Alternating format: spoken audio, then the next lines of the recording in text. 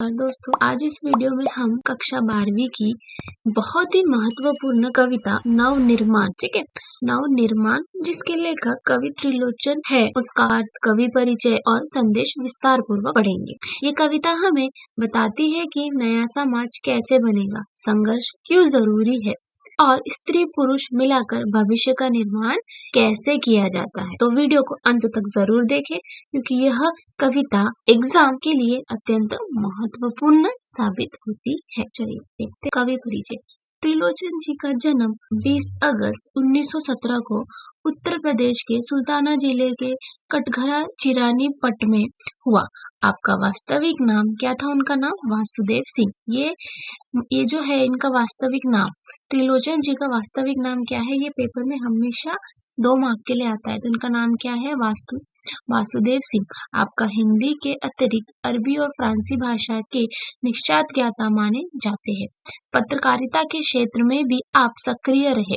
आपने काव्य क्षेत्र में प्रयोग धर्मिता का समर्थन किया और नवसृजन करने वालों के लिए स्रोत बने रहे। आपका साहित्य भारत के ग्राम समाज के उस वर्ग को संबोधित करता है जो वर्षों से दबला कुचला हुआ है। आपकी साहित्य भाषा लोक भाषा से अनुप्राणी है। सहज, सरल तथा मुहावरों से परिपूर्ण भाषा आपके साहित्य को लोकमानस तक पहुंचाकर जीवन भी प्रदान करती है। आपका निधन 2007 में हुआ।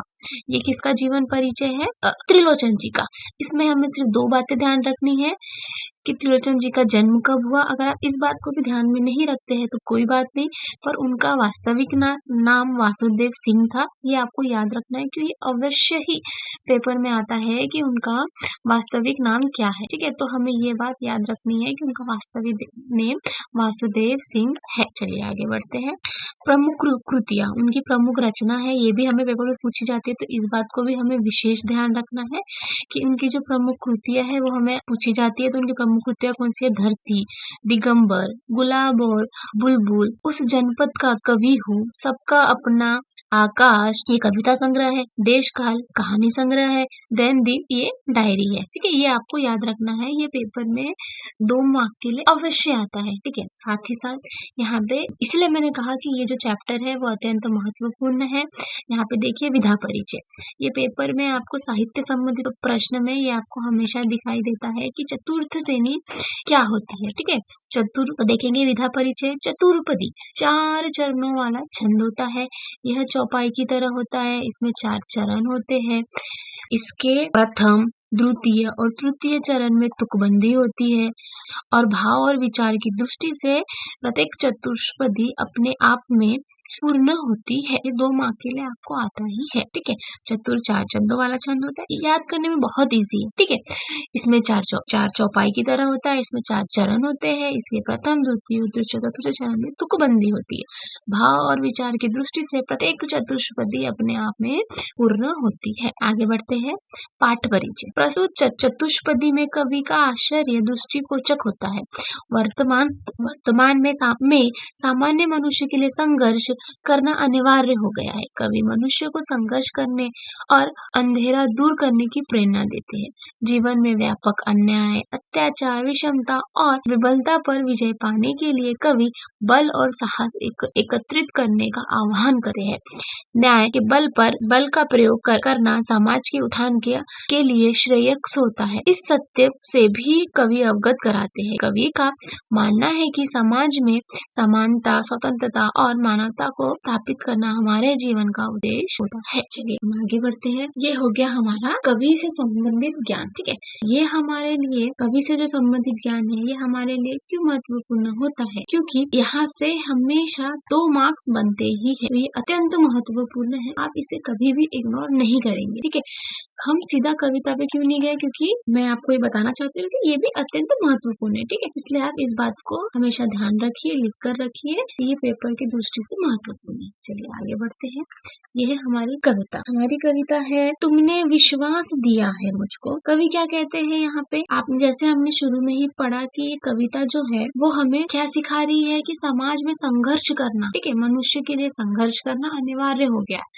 आजकल हम क्या देखते हैं? आजकल हम संघर्ष करना नहीं चाहते। कवि इसी कविता के माध्यम से हमें संघर्ष करने के लिए प्रोत्साहित कर रहे हैं। ठीक है, देखिए पहला क्या लाइन है, तुमने विश्वास दिया है मुझको, मन का उच्छ्वास दिया है, मैं इसे भूमि पर संभालूंगा, तुमने आकाश दिया है। लेखक क्या कह रहे हैं कि तुमने मुझे खुलकर आगे बढ़ने की आजादी दी है ना। तुमने अगर आप पे कोई विश्वास जताता है, ठीक है, अगर आप पे कोई, आपके माता पिता हो गए या आपके बड़े हो गए, आपको विश्वास दे रहे हैं, यानी कि क्या कर रहे हैं, आपको आगे बढ़ने के लिए प्रोत्साहन दे रहे हैं, आजादी दे रहे हैं। मुझे तुम पे विश्वास है, तुम क्या करो, आगे बढ़ो। ठीक है, तो लेखक यहाँ पे कह रहे हैं कि तुमने मुझे खुलकर आगे बढ़ने की आजादी दी है, जैसे कोई आकाश देता है उड़ने के लिए, अब मैं इस धरती पर कुछ नया और अच्छा निर्माण करूंगा तुम्हें। मन का स्वच्छाद दिया है मुझको, मैं इस भूमि पर संभालूंगा, तुमने आकाश दिया है। लेखक कह रहे हैं कि यहाँ पे जो तुम्हें कोई अगर आप पे विश्वास रखा है तो वो क्या कर रहा है, वो तुम्हें पूरा आसमान दे रहा है, पूरी आजादी दे रहा है कि तुम आगे बढ़ो। तुम्हारा काम क्या है, तुम्हें धरती पर रहकर, ठीक है, तुम्हें इस धरती को संभालना है, और जो जो आप पे बड़े, आपके माता पिता आप पे जो विश्वास कर रहे हैं उसे आपको क्या करना है, संभालना है। ये इसका मतलब ये नहीं कि अगर आप कुछ बहुत बड़े बन जाते हो या आपको कोई आजादी दिया है किसी ने तो आपको वो आजादी तोड़नी है। ठीक है, आगे लेखक क्या कहते हैं, सूत्र यह तोड़ नहीं सकते, तोड़ कर जोड़ नहीं सकते, व्योम में जाए कहीं भी उड़ जाए, भूमि को छोड़ नहीं सकते। लेखक यहाँ पे क्या कर रहे हैं, क्या कह रहे हैं कि कुछ नियम, कुछ सिद्धांत, ठीक है, कुछ नियम, कुछ सिद्धांत ऐसे होते हैं जिन्हें तोड़कर कोई सही निर्माण नहीं किया जा सकता। आपको कभी कभी क्या लगता है कि हमारे माता पिता हम पे नियम डाल रहे हैं, है ना। जैसे यहाँ पे लिखा है, सूत्र यह तोड़ नहीं सका, तोड़ जोड़ नहीं सका। यहाँ पे लेखक हमें ये बताना चाहते हैं कि कुछ नियम, कुछ सिद्धांत जैसे होते हैं उन्हें तोड़कर कोई सही नहीं निर्माण कर सका। नव निर्माण के लिए अनुशासन और मर्यादा जो है हमें जरूरी है। ठीक है, व्योम में जाए कहीं भी उड़ जाए, भूमि को कोई छोड़ नहीं सकता। यहाँ पे लेखक क्या कह रहे हैं, हम चाहे कहीं भी चले जाए, कहीं हम कितने भी बड़े कलेक्टर, अफसर, IAS, IPS कुछ भी क्यों ना बन जाए, पर हम अपनी जमीन को छोड़ सकते हैं क्या? आप जमीन को छोड़ के रह सकते हो क्या? नहीं ना। ऐसे लेखक यहाँ पे कह रहे हैं कि कोई कितना भी बड़ा इंसान बन जाए, कुछ भी क्यों ना बन जाए, पर वो अपने जमीन को छोड़कर नहीं रह सकता। इसलिए हमें भी जो है वो हमें हमेशा अपने घर से, अपने समाज से जुड़कर यहाँ पे रहना है। यह कविता हमें सिखाती है जब किसी को विश्वास और अवसर मिलता है, हमें अगर किसी का विश्वास और अवसर मिलता है तो वह नए भारत, नए समाज के निर्माण के लिए तैयार हो जाता है। कवि विलोचन जी के नव निर्माण को केवल इमारतों का नहीं बल्कि विचारों और आत्मा के रूप में ही हमें नव निर्माण करना है। चलिए आगे बढ़ते हैं। आगे हमारी कविता है, सत्य है राह में अंधेरा है, रोक देने के लिए गहरा है, काम भी और तुम करोगे क्या, बढ़ चलो सामने अंधेरा है। लेखक क्या बोल रहे हैं कि देखो, सत्य है राह में अंधेरा है। लेखक ये मानते हैं कि आप जिस राह पे चल रहे हो, जिस राह की आप तैयारी कर रहे हो, ठीक है, उस राह में बहुत अंधेरा होगा, पर रुकने से कुछ होगा क्या? अगर तुम रुक जाओगे, तुम बोलोगे नहीं नहीं नहीं नहीं, नहीं बहुत अंधेरा है, मैं आगे नहीं बढ़ सकता, तो उससे कुछ होगा क्या? नहीं होगा। लेखक बोल रहे हैं सच के रास्ते में, जिस रास्ते पे आप चल रहे हो, चाहे फिर वो पढ़ाई हो या कुछ आपको करना हो, उस रास्ते में हमेशा अंधेरा होता है, पर उस रास्ते पे रुक जाना, ठीक है, हमारे लिए सही है क्या? सत्य को रोकने के लिए समाज व्यवस्था या डर दीवार बनकर खड़े हो जाती है, रोक देने के लिए गहरा है। आप अगर कुछ अच्छा काम करते हो तो आपके सामने देखना हमेशा कोई ना कोई परेशानी आएगी ही। इसलिए लेखक यहाँ पे कह रहे हैं, सत्य है राह में अंधेरा है, रोक देने के लिए गहरा है, काम भी और तुम करोगे क्या, बढ़ चलो सामने अंधेरा है। सच के रास्ते में अक्सर अंधेरा और मुश्किलें होती ही है।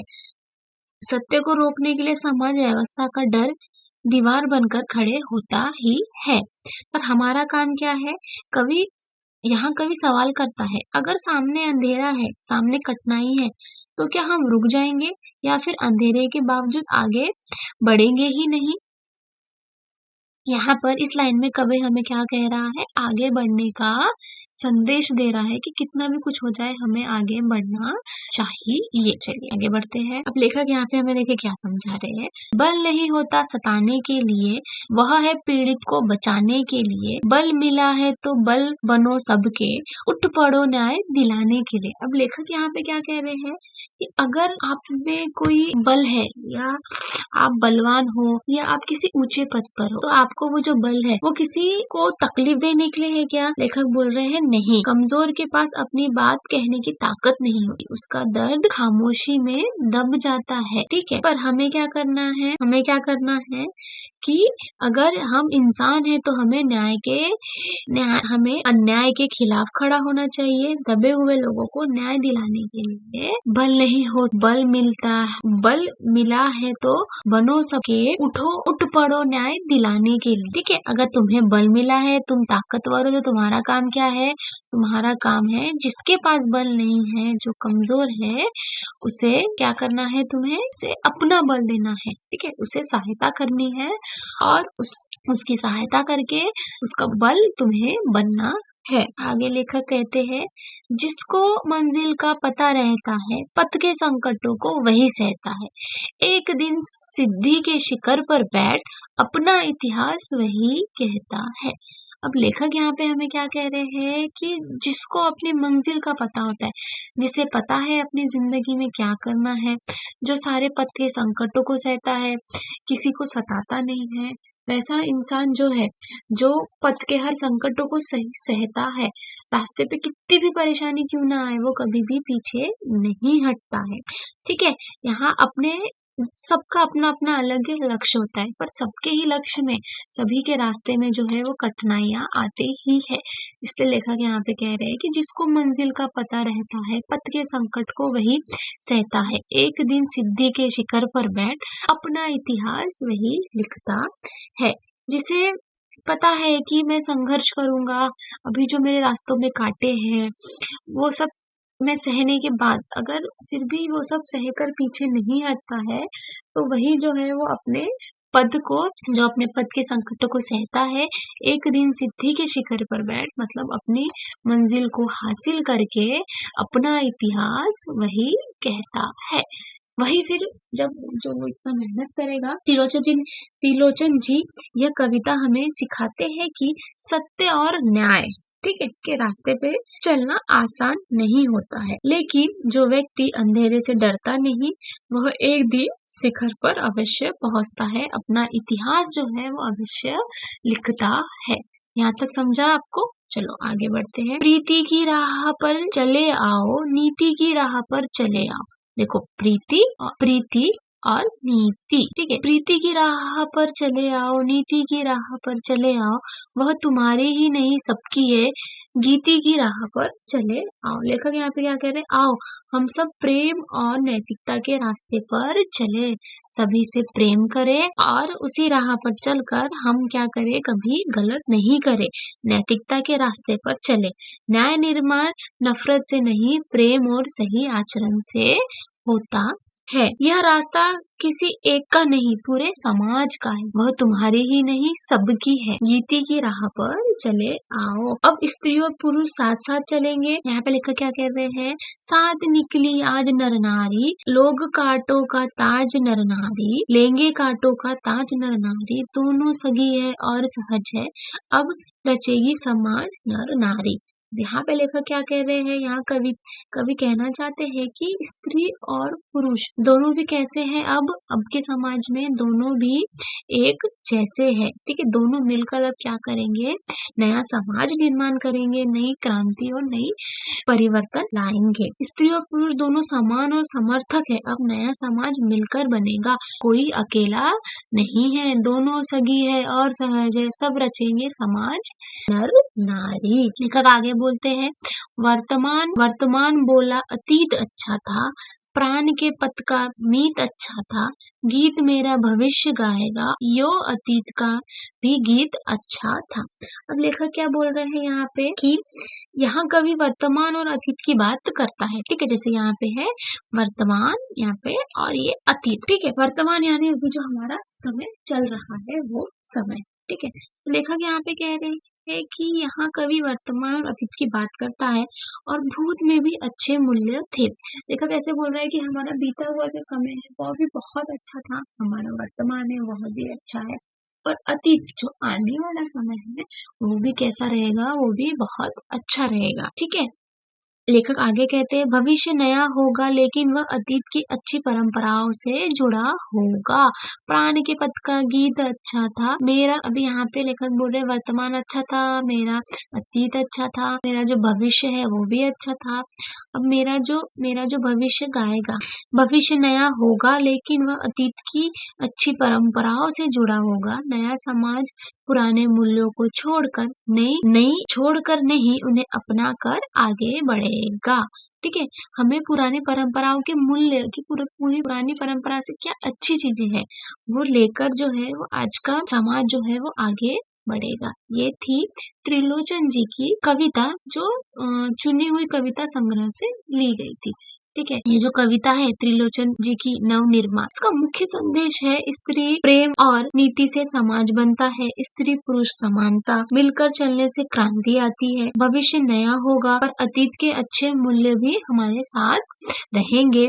साथ ही साथ भविष्य हमें एक सच्चा नवनिर्माण बनना है जो नए समाज की क्या करता है, निर्मिति करता है। उसे हम क्या कहते हैं, नवनिर्माण।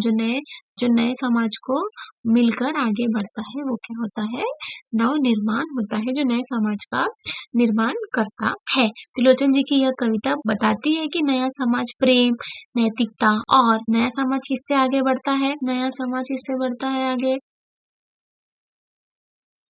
बताए, कमेंट करें कि नया समाज जो है, जो लेखक बोल रहे हैं नवनिर्माण, ठीक है, तो लेखक किससे बोल रहे हैं, देखो जो हमारा नया समाज है वो हमारा नया समाज जो है वो प्रेम,